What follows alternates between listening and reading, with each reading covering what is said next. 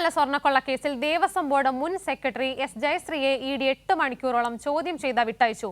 മൊഴി പരിശോധിച്ച ശേഷം വീണ്ടും സമൻസ് നൽകും. കൊച്ചി ഇഡി ഓഫീസിലാണ് ജയശ്രീയെ ചോദ്യം ചെയ്തത്. കേസിൽ 4ാം പ്രതിയാണ് ജയശ്രീ.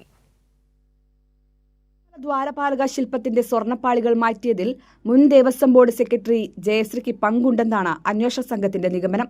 മുഖ്യപ്രതി ഉണ്ണികൃഷ്ണൻ പോറ്റിക്ക് സ്വർണ്ണപ്പാളികൾ കൊണ്ടുപോകാൻ മിനിസ്റ്റിൽ ജയശ്രീ മാറ്റം വരുത്തിയെന്നും ആരോപണമുണ്ട്.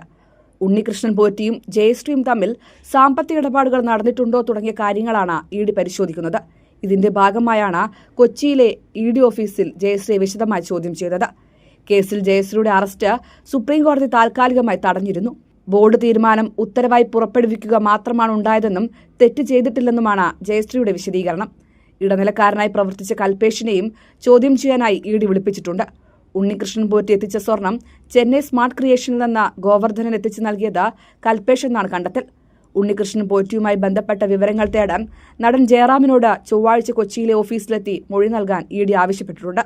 വരും ദിവസങ്ങളിൽ കേസിൽ ഇഡിയുടെ ഭാഗത്തുനിന്ന് കൂടുതൽ നിർണായകമായ നീക്കങ്ങളുണ്ടാകുമെന്നാണ് സൂചന. കൈരളി ന്യൂസ്, കൊച്ചി.